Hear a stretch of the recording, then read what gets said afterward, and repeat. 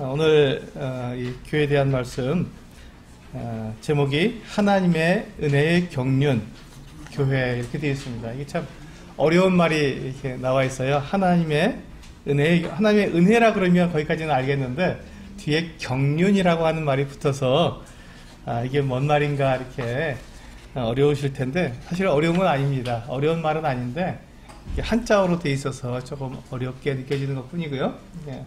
이 부분을 좀 잘 설명을 드리도록 하겠습니다. 우리 본문 말씀이 에베소서 3장 1절에서 12절까지입니다. 우리 주보를 참조하셔서 그래서 본문 말씀은 같이 좀 길지만 함께 읽어보도록 하겠습니다. 에베소서 3장 1절에서 12절까지 같이 읽겠습니다. 시작. 이러므로 그리스도 예수의 일로 너희 이방인을 위하여 갇힌 자 된 나 바울이 말하거니와 너희를 위하여 내게 주신 하나님의 은혜의 경륜을 너희가 들었을 터이라. 곧 계시로 내게 비밀을 알게 하신 것은 내가 먼저 간단히 기록함과 같으니 그것을 읽으면 내가 그리스도의 비밀을 깨달은 것을 너희가 알 수 있으리라. 이제 그의 거룩한 사도들과 선지자들에게 성령으로 나타내신 것 같이 다른 세대에서는 사람의 아들들에게 알리지 아니하셨으니 이는 이방인들이 복음으로 말미암아 그리스도 예수 안에서 함께 상속자가 되고 함께 지체가 되고 함께 약속의 참여자가 됨이라. 이 복음을 위하여 그의 능력이 역사하시는 대로 내게 주신 하나님의 은혜의 선물을 따라 내가 일꾼이 되었노라. 모든 성도 중에 지극히 작은 자보다 더 작은 나에게 이 은혜를 주신 것은 측량할 수 없는 그리스도의 풍성함을 이방인에게 전하게 하시고 영원부터 만물을 창조하신 하나님 속에 감추어졌던 비밀의 경륜이 어떠한 것을 드러내게 하려 하심이라. 이는 이제 교회로 말미암아 하늘에 있는 통치와 권세들에게 하나님의 각종 지혜를 알게 하려 하심이니 곧 영원부터 우리 주 그리스도 예수 안에서 예정하신 뜻대로 하신 것이라. 우리가 그 안에서 그를 믿음으로 말미암아 담대함과 확신을 가지고 하나님께 나아감을 얻느니라. 네, 감사합니다. 우리 에베소서 3장 말씀을 이렇게 통해서 이 하나님께서 어떻게 사람들을 이 인간 세상을 경륜하고 계신가를 우리가 볼 수 있습니다. 제가 이제 경륜이라는 말을 일부러 사용합니다. 경륜이라는 말이 성도님들에게 정확하게 인식되기 위해서 제가 이렇게 사용하고 있습니다. 우리 성경을 보시면 성경이 크게 둘로 나눠져 있습니다. 어떻게 둘로 나눠져 있죠? 예, 구약과 신약으로 나눠져 있죠. 근데 여러분 왜 구약과 신약으로 나눠져 있는지 아십니까? 왜 구약과 신약으로 나눠져 있죠? 네, 하나님께서 사람을 대하시는 방법이 구약에서 다르고 신약에서 다르기 때문에 성경이 구약과 신약으로 나누어져 있습니다. 이렇게 하나님께서 사람을 대하는 방법, 이것을 경륜이라고 말을 합니다. 뭐 어려운 게 아니죠. 하나님께서 사람을 대하시는 방법을 경륜이라고 말합니다. 즉, 이 사람의 이 인간 세상을 하나님께서 어떻게 인도해 가시는가, 어떻게 경영해 가시는가 하는 것을 경륜이라고 말을 합니다. 이해가 되시죠? 더 쉬운 말로 하면은 하나님께서 사람을 대하는 방법, 이렇게 말을 해도 괜찮습니다. 그러니까 하나님께서 사람을 구약에서 하나님께서 사람을 대하시는 방법이 달랐고 신약에서 하나님께서 사람을 대하시는 방법이 달랐다는 것입니다. 구약 성경은 주로 하나님께서 누구를 대상으로 해서 구약 성경은 사람들을 다루고 계셨을까요? 이스라엘을 대상으로 해서 하나님께서 사람들을 인간 역사를 다루셨습니다. 그래서 그것을 구약이라고 말을 합니다. 그럼 신약은요? 신약은 누구를 대상으로 해서 인간 세상을 다스리고 계시죠? 교회를 통해서 인간 세상을 다스리고 있습니다. 그래서 오늘 말씀의 제목처럼 하나님의 은혜의 경륜이라고 말한 은혜의 경륜 교회라는 말을 좀 풀어서 말한다면 하나님께서 은혜로 사람들을 대하셨는데 그것이 바로 교회다라고 말을 하는 것입니다. 하나님께서 사람들을 은혜로운 방법으로 대하셨는데 그것이 바로 교회다. 그럼 구약은요? 구약 성경, 구약에 대해서는 이렇게 말할 수 있습니다. 하나님의 율법의 경륜 이스라엘 이렇게 말할 수 있습니다. 구약 성경은 하나님의 율법의 경륜 이스라엘. 그래서 하나님께서 구약 성경에서는 율법을 통해 사람들을 대하셨습니다. 그것이 이스라엘입니다. 이렇게 말할 수가 있는 것이죠. 자, 그러니까 구약과 신약이 같습니까? 그 하나님께서 다루시는 방법이 같겠습니까? 다르겠습니까? 다릅니다. 이렇게 다른 것을 이렇게 다르게 대하시는 방법을 우리는 경륜이라고 말을 합니다.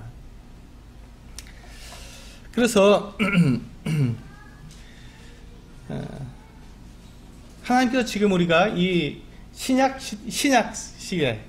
성경에서 사람들을 대하시는 방법이 율법으로 대하시지 않고 무엇으로 대하신다고요?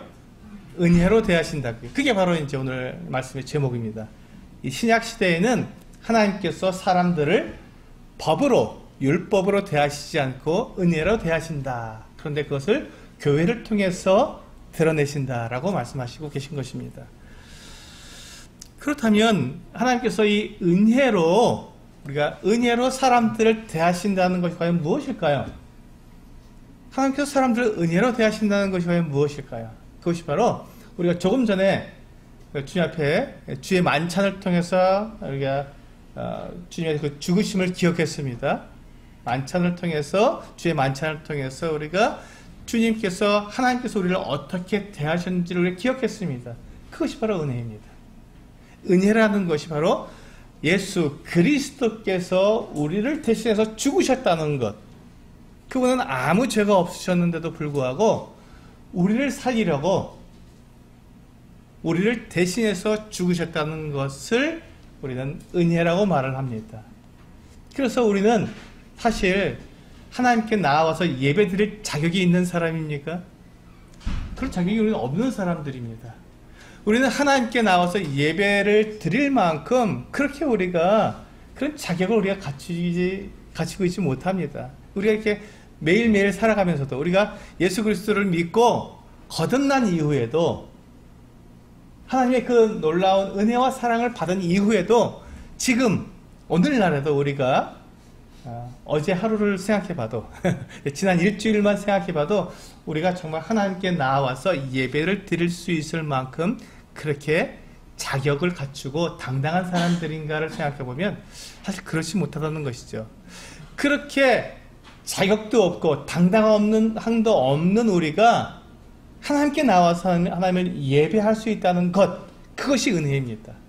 우리가 하나님께 나왔는데도 하나님께서 우리를 죽이지 않으시고 우리를 거절하지 않으시고 우리를 내쫓지 않으시고 우리를 받아주셔서 우리의 예배를 받으신다는 것, 그것이 바로 은혜입니다.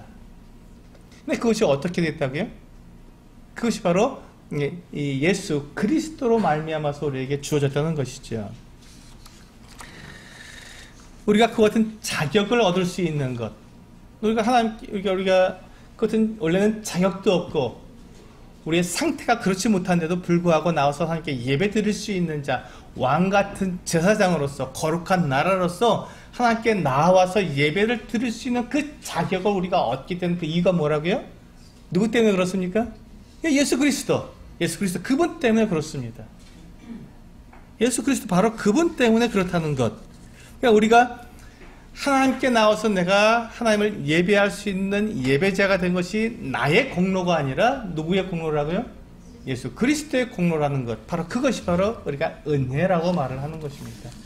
나는 아무 공로가 없어도 하나님께서 준비해 놓으신 그 공로, 하나님의 아들 예수 그리스도의 그 공로로 내가 자격을 갖추게 되었다는 것이죠. 그것을 우리는 은혜라고 말을 합니다. 그래서 우리는 바로 이 하나님의 그 은혜, 은혜를 통해서 우리가 하나님의 자녀가 되고 예수 그리스도의 신부가 되고 그리고 영원한 생명을 얻어서 하나님과 함께 살 수 있는 그와 같은 신분을 갖춘 그와 같은 자가 되었다는 것, 그것이 바로 우리가 얻은 은혜입니다.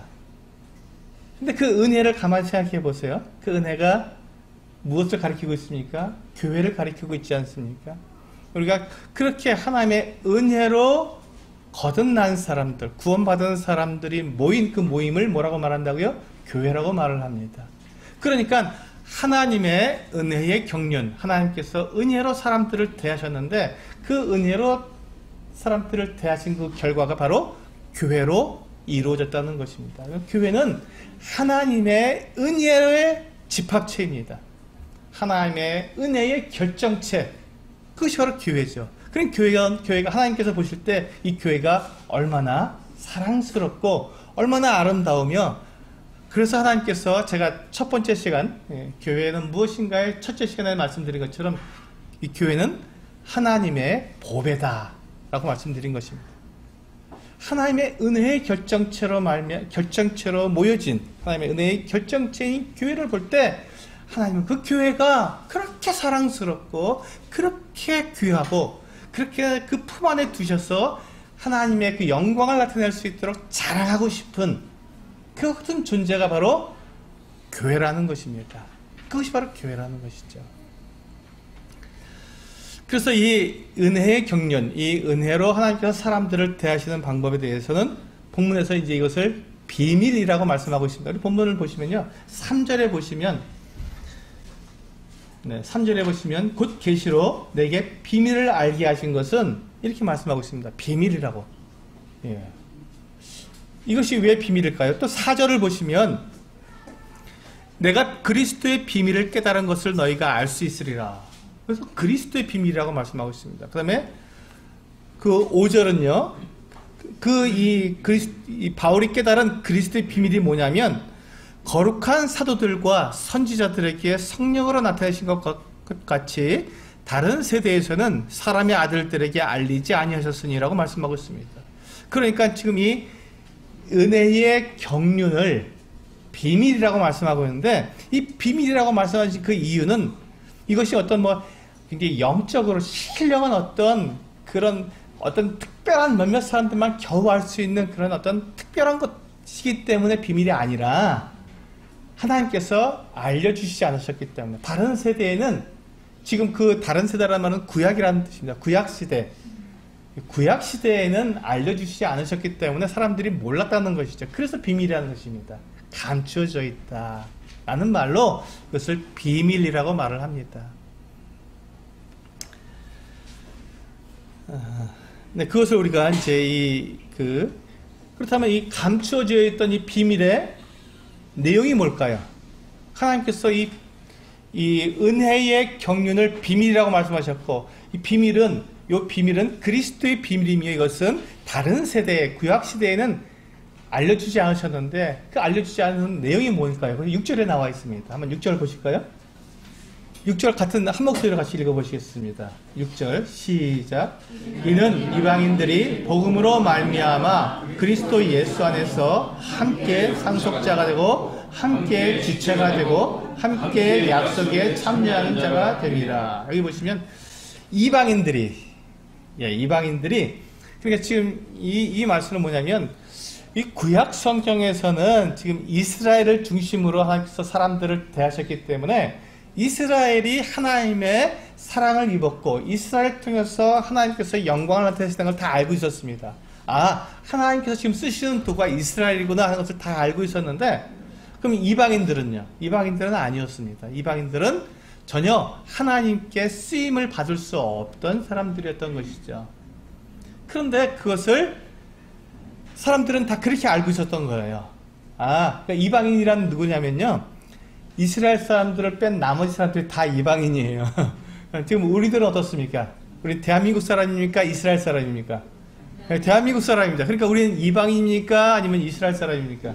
예, 이방인이에요. 그러니까 우리 이방인들은요, 원래 하나님의 그 은혜를 입을 만한 그와 같은 자격 자체가 없었던 거예요. 자격 자체가. 그런데 그렇게 자격이 없던 우리에게, 이방인들에게, 그래서 6절에서 뭐라고 말씀하셨냐면 그 이방인들이 자격이 없었던, 하나님께 나올 수 없었던, 예배자가 될 수 없었던 그 이방인들에게 복음으로 말미암아, 그 사람들이 복음으로 말미암아 그리스도 예수 안에서 함께, 누구와 함께? 이스라엘과 함께 상속자가 되고 함께 지체가 되고 함께 약속에 참여한 자가 되었다는, 이것이 비밀이라는 것입니다. 별거 아니죠? 비밀이. 예, 비밀은 다 이미 알려져 있는, 공공연하게 다 드러난 건데, 알지 못하면 비밀이고 알면 지식이 되는 것이죠. 이것이 비밀입니다. 그러니까 교회는 어떤 사람들입니까? 이방인과 유대인이 함께 예수 그리스도를 믿어서 함께 상속자가 되고 함께 지체가 되고 함께 약속에 참여하는 자가 되는 것, 그것이 바로 하나님의 은혜이고 하나님의 교회라는 것입니다. 하나님께서 사람들을 이제는 이렇게 다루시겠다고 말씀하신 것이죠. 이게 비밀이니까. 이게 바로 하나님의 은혜의 경륜의 비밀이니까. 비밀의 내용이 바로 유대인이나 이방인이나 모두가 예수 그리스도를 믿음으로 말하면, 그분 때문에, 예수 그리스도 때문에 함께 하나님의 상속자가 될 수 있다는 것입니다. 하나님의 자녀가 될 수 있다는 이 비밀, 이것을 비밀이라고 말합니다. 그래서 우리는, 교회는 바로 그와 같은 하나님의 은혜를 깨닫고, 하나님께서 내가 이방인이었는데 내가 하나님의 은혜에 참여할 수 없었던 사람인데, 하나님께서 나를 위해서 예수 그리스도를 보내주셔서 예수 그리스도가 나 때문에 죽으셔서 내 죄가 다 용서됐으니까 나는 이제 하나님의 자녀가 되었구나, 나는 이제 죄가 없이 하나님과 함께 영원히 살 수 있게 되었구나 하는 것을 알게 된 사람들, 그 은혜를 입은 사람들이 모인, 그것을 보고 교회라고 말하니까 이 교회는 하나님의 은혜의 경륜이 되는 것입니다. 그래서 우리가 이 이방인들이 복음으로 말미암아서 그리스도 예수 안에서 함께 상속자가 되고 함께 지체가 되고 함께 약속에 참여하는 자가 되는 이 놀라운 이 비밀을 우리는 어디에서 우리가 분명히 알 수 있냐면, 이 주의 만찬을 통해서 우리는 분명히 알 수 있습니다. 제가 그래서 이렇게 앞에 그림에 주의 만찬을 이렇게 그려 놓은 것입니다. 이 주의 만찬은 바로 예수 그리스도의 그 은혜, 하나님께서 사람들을 은혜로 대하고 계시다고 하는 이 놀라운 하나님의 그 경륜을 정확하게 우리들에게 보여주고 있는 가장 대표적인 상징입니다. 그래서 우리가 매주 우리가 이렇게 주의 만찬을 통해서 예수 그리스도의 죽음을 기억하는 그 이유가 뭐냐면, 하나님의 그 은혜를 기억하기 위한 것이죠. 나는 하나님께 예배자가 될 수 없는 그 같은 그 자격이 없는 사람이었음에도 불구하고 예수 그리스도 그분 때문에 내가 예배자가 되었구나, 내가 그 은혜를 입게 되었구나 하는 것을 내가 고백하는 그 시간이 바로 주의 만찬을 우리가 참여하는 그 같은 시간입니다. 한번 이것을 우리가 도표를 한번 보실까요? 네. 긴 도표를 제가 한번 가져왔습니다. 잘 안 보셔도 됩니다. 근데 그림은 보이시죠? 네, 그림은 보이시니까 그림만 보시면 됩니다. 그림에 보시면 맨 처음 그림이 에덴 동산의 그림이 나와 있을 겁니다. 그렇죠? 두 나무가 있고 그 사이에 뱀이 들어있는 에덴 동산으로부터 시작해서, 그 다음에 노아의 홍수의 그림이 있고요. 그 다음에 바벨탑이 있고, 이렇게 쭉쭉쭉 나와서 구약 시대를 다 지나서 가운데에 보면, 여기 보면 이제 빨간 선이 나오죠. 이것이 바로 예수 그리스도께서 이 땅에 태어나신 날입니다. 그리고 이제 예수님께서 33년 동안 사시다가 십자가 달려 죽으셨습니다. 그리고 4월 동안 무덤에 묻히셔서 있다가 부활하셔서 승천하셨습니다. 그리고 나서 성령께서 임하셨죠. 여기서 보시면 여기서 보시면 중요한 순간에 포인트가 나가네. 잘 됐는데. 여기서 보시면 녹색 선이 있죠. 보이십니까? 여기 녹색 선이? 중요한데. 이 녹색 선이 이렇게 쭉 가 있는데요. 이 녹색 선이 무엇을 말하냐면 이스라엘의 역사를 말하고 있는 것입니다. 자, 이스라엘이 언제 시작됐죠? 아브라함으로부터 시작되었습니다. 그 아브라함으로 시작된 이스라엘이 쭉 진행되어서 그 애굽에 내려갔다가 애굽에서 다시 출애굽해서 광야에 나왔다가 그리고 그들이 그 왕정 시대를 거쳐 있다가 어떻게 됐죠? 그들이 잠깐 버림을 받았습니다. 여기 보시면 나오네. 요 섬 있죠? 요건 지금 버림받은 순간입니다. 그들이 주전 722년에 아수르 제국에 의해서 북왕국 이스라엘, 북왕국과 남왕국으로 나눠졌는데 북왕국 이스라엘이 아수르로 끌려가고 완전히 다 흩어져 버렸습니다. 지금도 북왕국 이스라엘은 찾을 수가 없어요. 멸치파는. 그런데 남왕국 유다는 바벨론에 잠깐 포로로 끌려갔다가 다시 회복되어 돌아왔습니다. 그래서 이 지금 요 녹색 또 안 나오네. 이 녹색 선이 이스라엘의 역사를 쭉 가르쳐주고 있는데 그렇게 예수님께서 오셨을 때에도 이게 이스라엘 나라가 쭉 있다가 예수님께서 승천하시고 성령이 오신 다음에 뚝 끊어졌습니다. 그래서 언제까지요? 교회가, 이게 교회 시대인데 교회가 하늘로 올라갈 때까지 끊어졌다가 다시 시작될 것입니다. 이스라엘 역사는 지금까지도 끊어져 있는 상태입니다. 지금 이스라엘 나라가 독립을 했어요. 1940 몇 년도죠? 48년 5월 14일 날 독립을 했습니다. 그래서 이스라엘 나라가 1900년 동안 나라 없이 그냥 온 세계에 뿔뿔이 흩어졌던 그 같은 사람들이 놀랍게도 나라를 이루어서 지금 살고 있어요. 이스라엘 나라에서. 근데 그들이 이스라엘 나라에서 살게 된 것은 1948년 5월 14일 이후입니다. 그 전에는 나라가 없었습니다. 근데 독립이 됐어요. 그런데도 그들의 역사가 아직 시작되지 않은 이유가 있습니다. 하나님께서 보시기에 아직 이스라엘 역사가 시작되지 않았거든요. 그 이유가 뭐냐면 그들은 아직 성전을 가지고 있지 못합니다. 아직 하나님께 예배드리는 자가 되지 못한 것이죠. 그들의 이스라엘로 독립을 했지만 그들은 아직 하나님께 예배자가 되지 못하고 있기 때문에 아직까지도 그들은 어떤 상태라고요? 이스라엘 역사는 하나님 앞에서는 아직까지도 끊어진 상태라는 것이죠. 그러다가 이제 이 끊어진 상태에서 있다가 이제 교회가 완성된 다음에 여기 보세요. 교회에 대한 가장 큰 가장 중요한 심벌이 뭐죠? 주의 만찬. 떡과 잔이죠. 이 떡과 잔을 통해서 교회가 이루어졌다는 것을 보여주고 그 다음에 끊어진 상태에서 교회가 다시 휴거되었을 때 하늘로 공중으로 들림받았을 때 다시 그때부터 이 교회 시대가 시작되어서 크고 흰 보좌 심판에서 이제 하나님께서 심판하신 이후에 영원한 나라로 들어가게 됩니다. 이게 이제 인류 전 역사입니다. 여기서 보시면 제가 좀 더 크게 이제 앞부분을 나누고요. 이 뒷부분에 보시면 이게 이스라엘 역사가 이렇게 오고 이게 구약입니다. 그러니까 구약의 역사가 이렇게 진행되어 오다가 어느 때 숨겨져 있는 요 교회 시대가 이렇게 숨겨져 있죠. 요 숨겨져 있는 교회 시대 이것을 보고 그리스도의 비밀, 복음의 비밀 이렇게 말하고 있는 것입니다. 감추어져 있다. 드러나 있지 않았다 해서 이것을 비밀이라고 말합니다. 그러니까 이 복음의 비밀이나 또 그리스도의 비밀이나 하나님의 경륜의 비밀이나 이런 비밀이라는 말이 들어있다고 해서 이것이 어떤 특별한 아주 굉장히 우리가 이해하기 어려운 그런 내용이 아니라 교회가 감춰져 있어서 사람들이 알지 못했던 그런 내용이었다는 것입니다. 여러분 그래서 성경에서 비밀이라고 말할 때 여러분 어려워하지 마시기 바랍니다. 그거 교회구나 이렇게 생각하시면 딱 맞습니다. 그래서 여기서 보시면 이제 이 감추어져 있던 이 교회가 언제부터 시작된다고요? 성령께서 강림하셨을 때부터 교회가 시작이 되었습니다.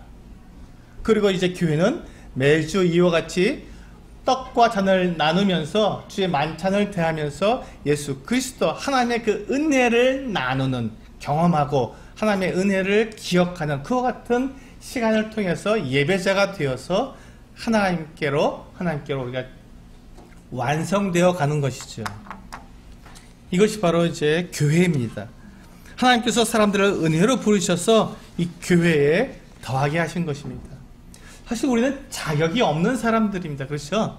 우리는 이렇게 하나님의 어떤 그 은혜를 입고 하나님께 나와서 예배를 드릴 만한 자격이 없는 사람이었는데 우리가 예수 그리스도의 그 죽으심으로 말미암아서 십자가에서 예수님께 죽으셔서 그 몸이 찢기시고 그 피를 흘리심으로 우리가 하나님 앞에서 완전한 사람들이 되었다는 것입니다.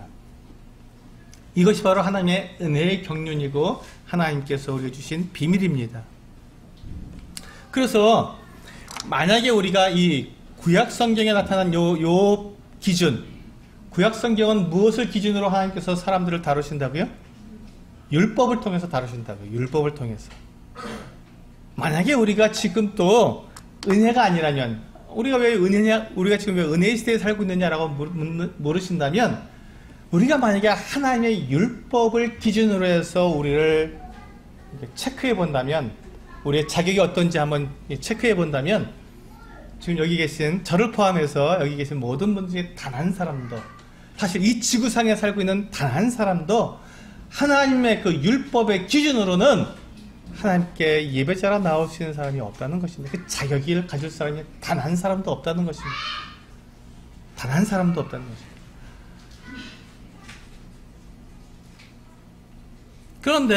그런데 우리가 주의 만찬을 통해서 우리가 기억했지만 예수 그리스도께서 그 십자가에서 그 피를 흘리셔서 우리의 모든 죄를 다 용서해 주심으로 우리가 자격을 얻게 되었다는 것이죠. 우리가 모든 사람들이 자격을 얻게 되었어요. 어떤 자격입니까? 하나님께 예배할 수 있는 예배자의 자격을 얻게 된 것입니다. 나에게서 난 자격이라고요? 아닙니다. 예수 그리스도 때문에 우리는 얻게 된 자격입니다. 그러니까 그것을 은혜죠.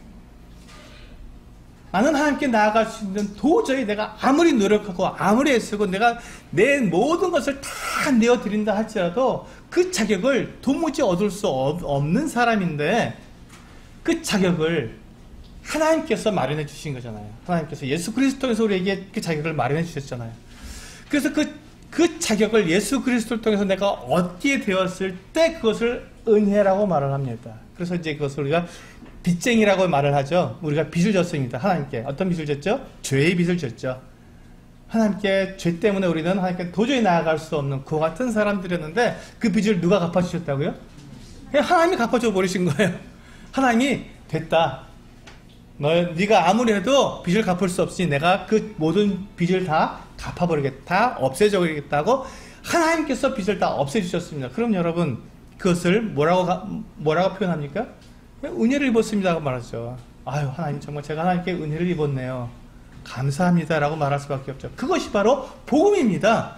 그것을 복음이라고 우리 말하잖아요. 그래서 우리 성경에 보시면 7절에 보시면 6절에 보시면 우리가 아까 얘기한 것처럼 이방인들이 복음으로 말미암아, 이 복음, 하나님께서 우리가 하나님께 그 죄의 빚을 져 있는데 그 죄의 빚을 하나님께서 갚아버리셨기 때문에 예수 그리스도라고 하는 이 어마어마한 값을 치르셔서 그 빚을, 죄의 빚을 다 갚아버리셨기 때문에 그것을 우리가 은혜를 입었다. 우리가 이제 죄에 대해서 우리가 아무 상관이 없는 사람이 되었다고 하는 것이 복음이지 않습니까? 그것을 듣고 그것을 믿은 사람이 거듭나는 사람, 구원받는다라고 말하는 것이 복음 아닙니까? 그 복음으로 말미암아서 우리가 예수 그리스도로 말미암아서 우리가 은혜를 입은 사람이 되었습니다. 7절 보시면 이 복음을 위하여 그의 능력이 역사하시는 대로 내게 주신 하나님의 은혜의 선물을 따라 내가 일꾼이 되었노라. 복음이, 이 바울이 자기가 그 복음을 자기가 깨닫고 나가 보니까, 복음을 알게 되고 나니까 이제 그 복음을 어떻게 합니까? 전할 수밖에 없었다. 사람들한테 전할 수밖에, 그 은혜를 내가 전할 수밖에 없는 사람이 되었다라고 고백한 것입니다. 그것이 바로 복음이고 복음에 대한 이 바울의 자세인 것이죠.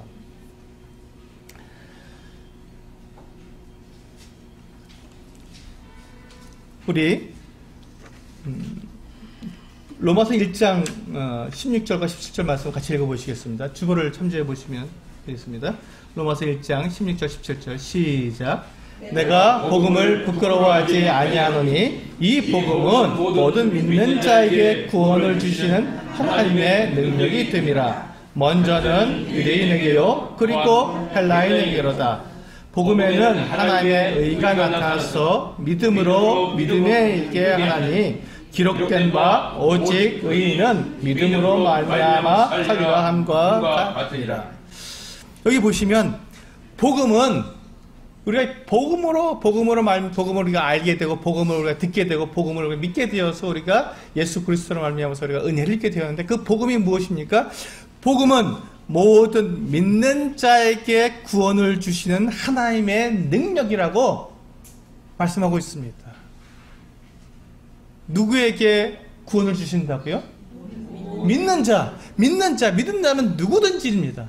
누구든지 예수 그리스도를 믿는 자는 구원을 얻는다고 하는 것이 바로 하나님의 복음입니다. 그것을 하나님께서 능력으로 그것을 이루시겠다고 말씀하신 것입니다. 그러니 우리가 구원을 받은 것, 우리가 거듭나게 된 것, 우리가 하나님의 자녀가 된 것은 딱 한 가지 조건입니다. 어떤 조건입니까? 그냥 믿는 것입니다. 믿는 자, 예수 그리스도를 믿는 자. 그 외에 우리가 구원받을 수 있는 자격, 우리가 하나님께 나올 수 있는 자격은 그 외에 그 어떤 것도 없습니다. 만약에 내 노력으로, 내 공로로 하나님께 나가려고 한다면 우리는 정말로 부끄러워질 수밖에 없습니다. 정말로 부끄러워질 수밖에 없습니다. 똑같습니다. 우리가 모든 공로와 모든 노력을 통해서 하나님께 내 모든 것으로 나를 이렇게 구원해 주십시오 하고 내 모든 것들을 돌려드린다 할지라도 그것으로는 하나님을 만족시킬 수가 없다는 것입니다. 우리가 하나님을 만족시켜 드릴 수 있는 것이 과연 무엇이 있겠습니까? 단 하나도 없다는 것이죠. 그래서 우리 공로로는 우리가 구원을 이룰 수가 없습니다.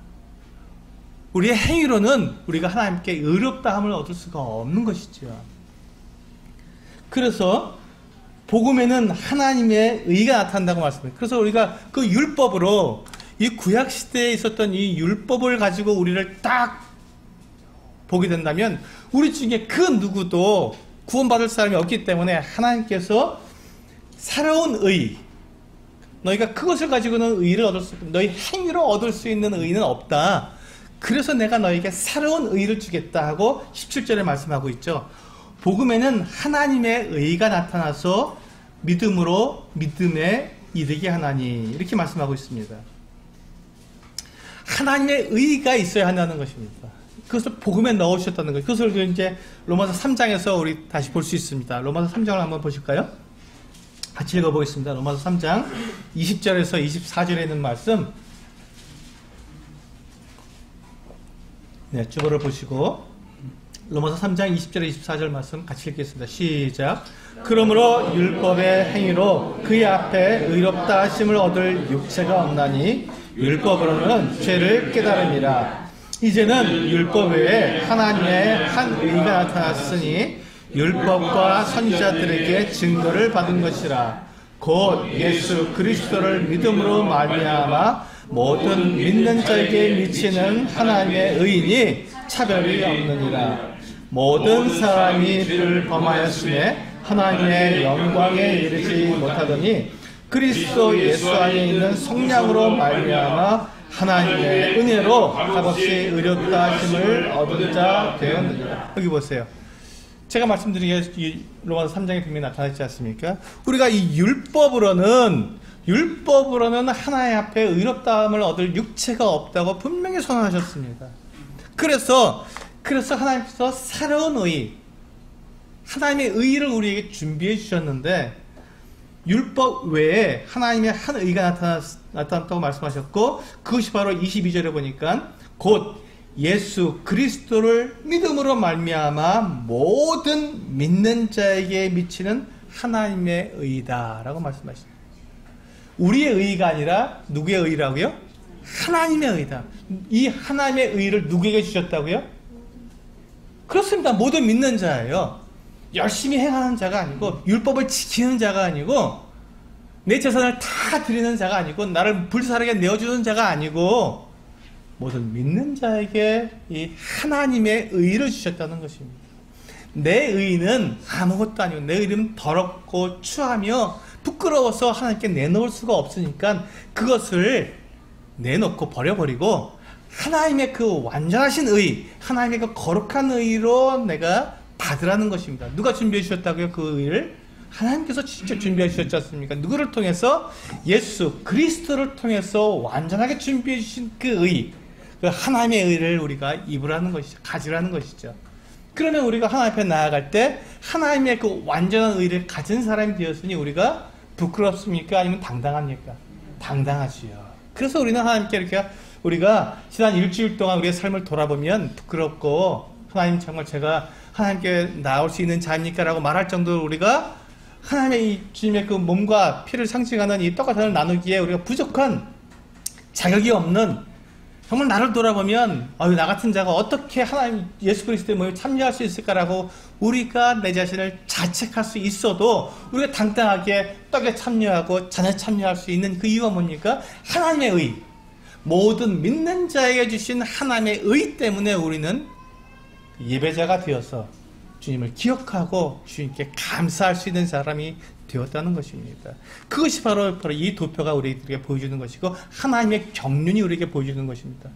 너희는 율법과 상관없다. 이제 율법은 끊어졌다. 너희는 무엇으로 지금 우리가 하나님께 나아간다고요? 은혜로 나아간다.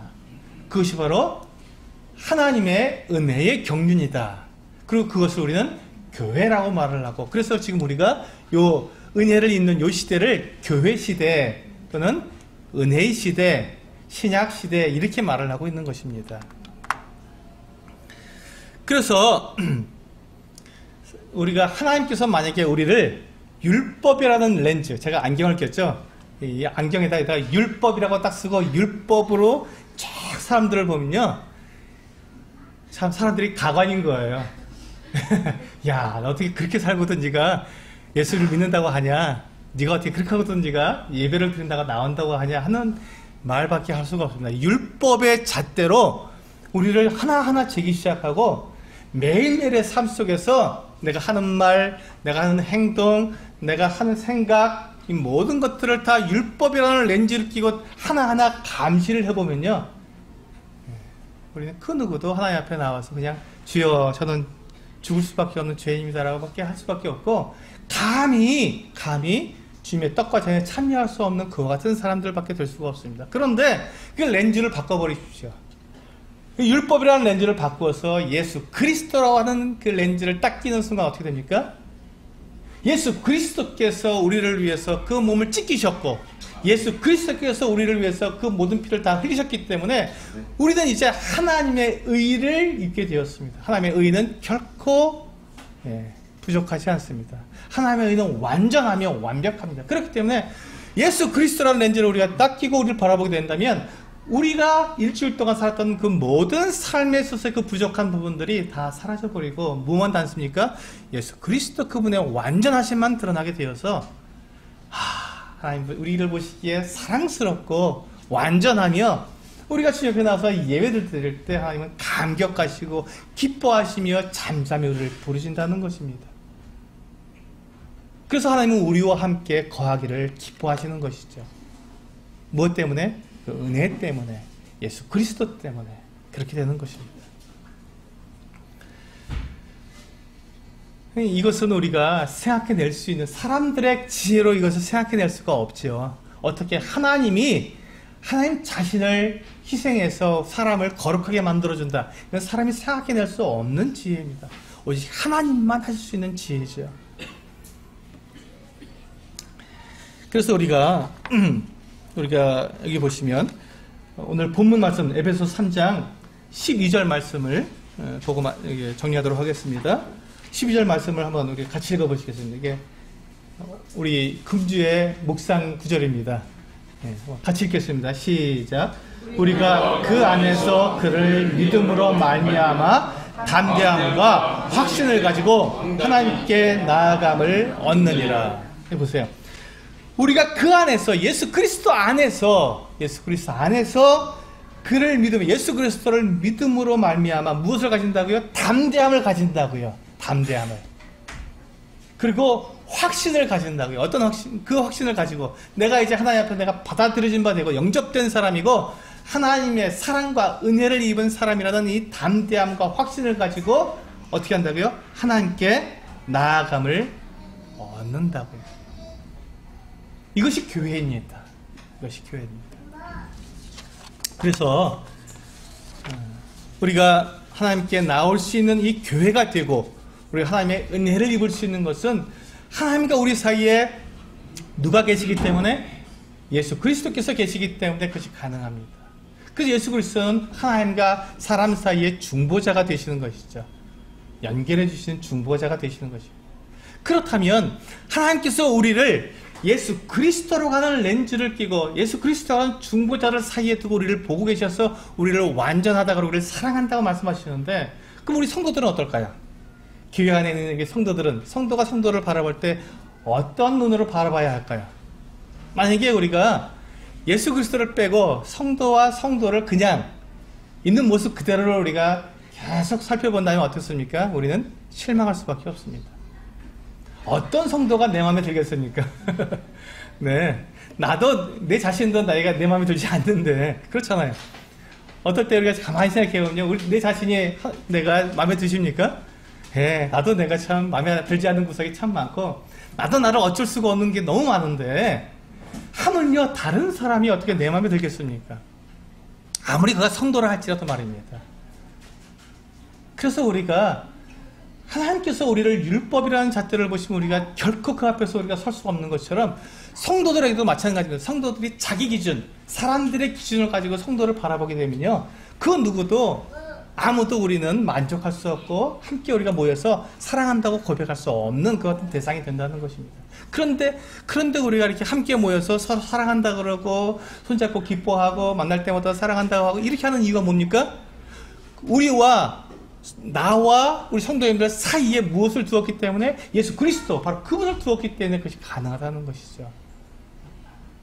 내가 예수 그리스도를 통해서 성도를 바라보면 그분에게 있는 다른 형제 자매들에게 있는 그 어떤 허물과 연약함이 다 가려지는 것이죠. 나도 그런데 형제도 당연히 그러고 자매도 당연히 그렇지라고 우리가 당연히 예수 그리스도가 하는 그 렌즈로 예수 그리스도를 중보자로 놓고 우리 성도를 서로 바라보게 되면 그 성도가 그렇게 사랑스러울 수밖에 없죠. 왜?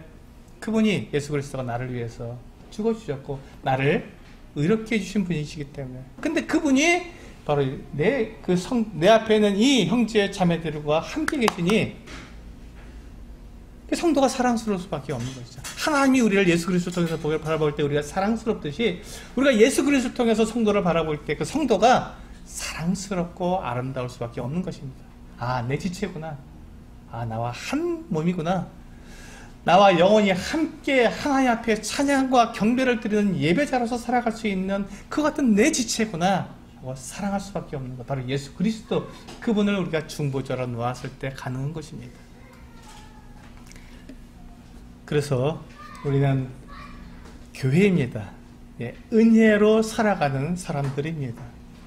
우리가 만약에 지금 이 은혜의 시대에 살아가고 있다면 하나님의 그 복음의 비밀인 이 예수 그리스도를 믿음으로 우리가 거룩하게 되었다면 우리가 하나님 앞에 내가 나아갈 때 다른 것 가지고 나아가려고 하지 마시기 바랍니다. 하나님의 은혜를 가지고 나아가시고, 또 내가 성도를 바라보게 될 때, 내가 성도들 앞에 서게 될 때, 다른 성도와 만나게 될 때 내가 가지고 있는 어떤 것으로 자랑하거나 나타내려고 하지 마시고 누구를 나타내시라고요? 예수 그리스도, 그분을 나타내시고, 그런 예수 그리스도로 우리는 성도를 서로 바라봄으로써 우리는 정말로 하나가 되고 한 몸이 되고 서로 사랑할 수 있는 그 같은 성도가 되어야 하는 것입니다. 그것을 우리는 하나님의 은혜의 경륜 교회라고 말을 합니다. 하나님께서는 은혜로 우리 사람들을 다루시고 계시고 바로 그것이 바로 교회라는 것이죠. 그래서 우리는 교회 안에서, 성도들이 모인 교회 안에서는 무엇이 나타납니까? 율법이 나타납니까? 은혜가 나타납니까? 은혜가 나타나야 합니다. 이것을 아신다면 우리는 이 땅에서 정말 행복하고 당당하게 살아갈 수 있는 하나님의 성도들이 될 것입니다. 기도하고 마치겠습니다.